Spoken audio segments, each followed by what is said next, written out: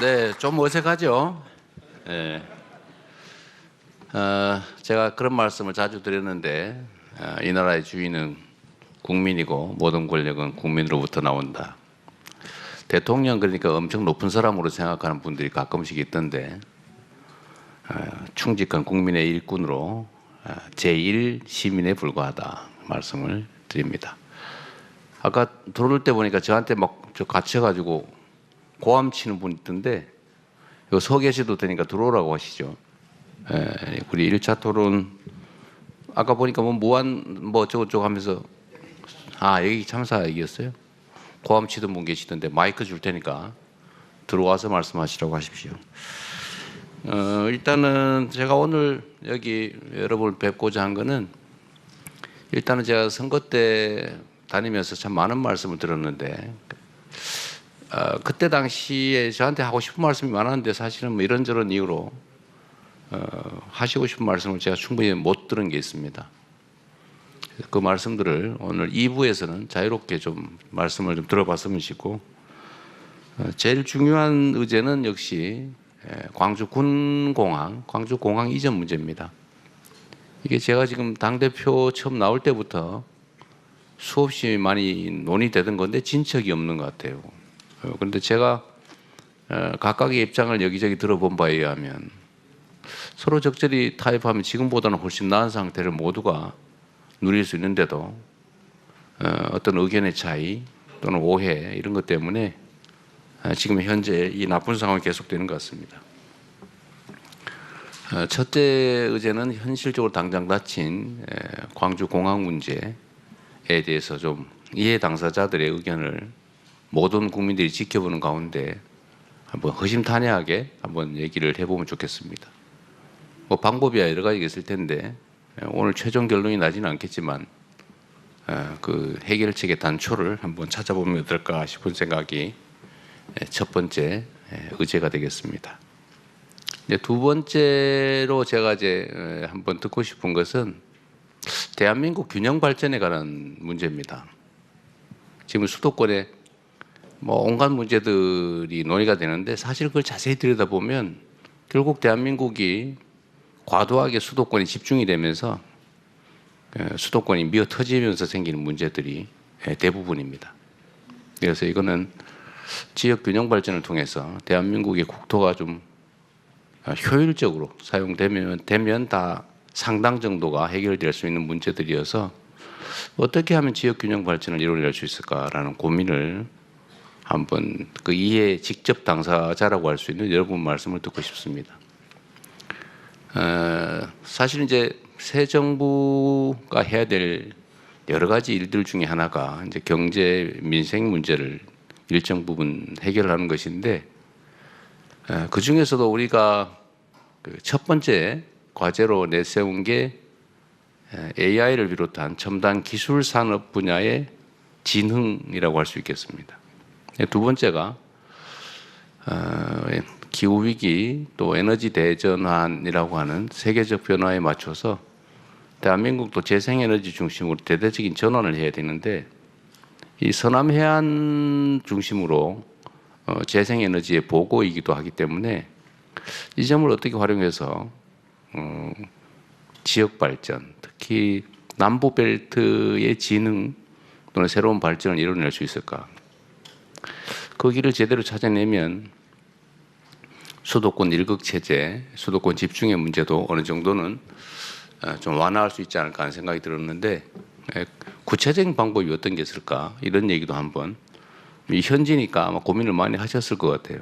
이제 그런 얘기도 한번 들어보고 싶었고, 마지막으로는 이제 여기 제한 없이 제가 최대한 많이 처음에 이렇게 제한을 했더라고요, 이 숫자를. 그래서 그러지 말고 오시고 싶은 분들 다 오셔서 하실 말씀을 좀 하시게 하자라고 했습니다. 우리가 삶에서 겪는 고통들이라고 하는 게, 또 해결해야 될 과제라고 하는 게 뭐 지역별로 그리 큰 차이는 없는 것이어서 광주 전남의 우리 국민들께서는 어떤 생각을 가지고 계신지 자유롭게 한번 말씀을 나눠보고 싶었습니다. 그리고 전체적으로는 우리 대한민국 사회는 정말 전 세계가 인정하는 모범적인 선진 국가인데 최근에는 너무 이렇게 생각이 다르다는 이유로 적대시하고 또는 대결적이고 심하게는 상대를 제거하려고 하고 그래서 민주적인 토론보다는 적대적인 그런 문화들이 너무 심해졌다는 생각이 듭니다.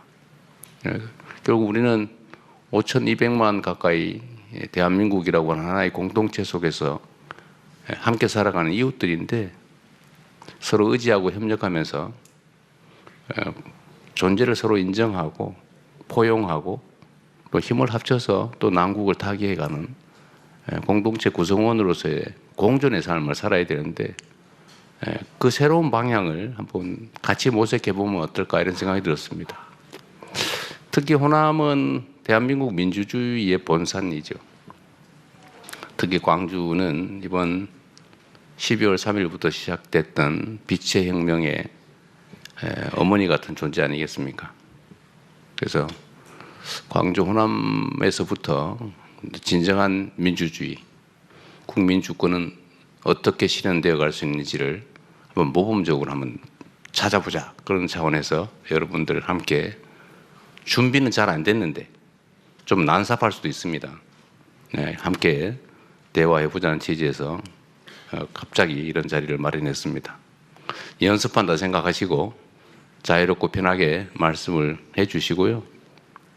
제가 자주 성남시장을 할 때 제가 이런 걸 사실 상당히 많이 해봤는데 중복된 얘기, 극히 사적인 이야기, 감정적인 이야기 이런 것들은 조금 절제하고 모두에 관한 이야기, 중복되지 않은 이야기를 간략하게 짧게 의사표명을 해주시면 모두에게 도움이 되지 않을까.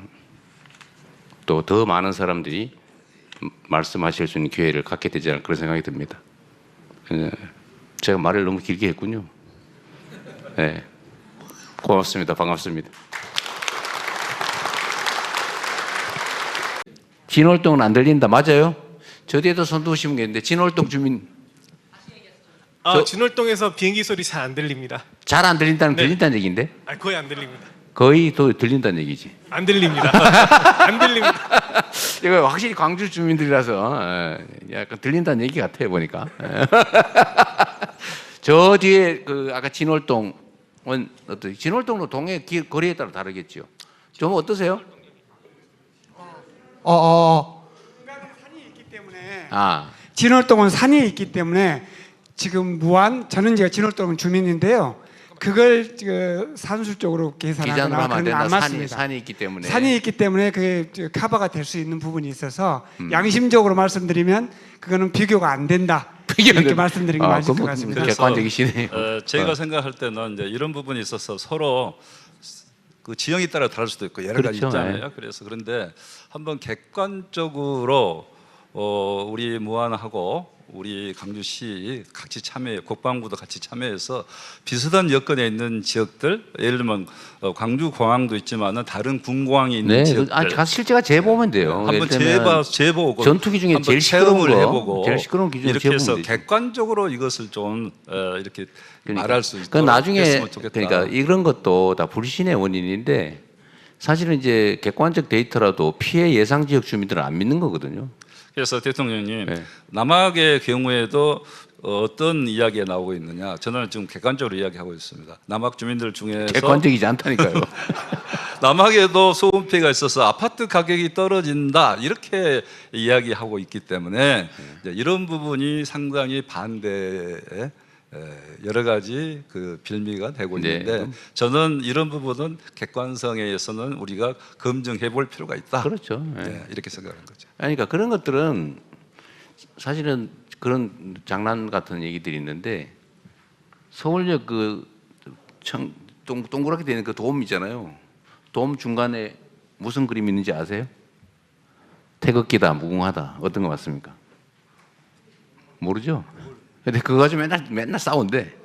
태극기다, 무궁화다. 진짜 뭔가요? 아무도 모르지. 가서 보지 않은 사람은. 가보면 돼요. 그건 논쟁할 필요 없이 그런 거는. 자, 많이 정리가 된 것 같아요. 자, 저는 대체적인 입장은 제가 확인을 했고 또 여러분이 원하시는 것은 이제 불신이라고 하는 게 있으니까 저는 이제 국가 단위에서 제가 책임을 지는 게 맞다고 생각해요. 그래서 정부에서 이걸 주관을 좀 하도록 하겠습니다. 아까 전남에서 제안해 주신 대로 그러니까 전남, 광주, 당사자인 무안 그리고 국방부 아까 기재부가 해야 된다 그랬어요? 재정 지원 문제 때문에 제가 지원한다고 했으니까 해야 되겠지요. 그럼 기재부까지 해서 그 대통령실에서 TF팀을 만들고요. 만들고 최대한 빨리 속도 있게 실제 조사도 좀 하고 이 주민들도 좀 참여시키든지 외부 전문가도 좀 하고 해가지고 TF팀을 만들도록 하시고요. 대통령 국토부도 민간공항 문제도 같이 그리고 국토부도 같이 하라고 하시죠. 국토부까지 그러면 6자 TF를 구성하고 이걸 대통령실에 누가 관할을 해야지 이걸?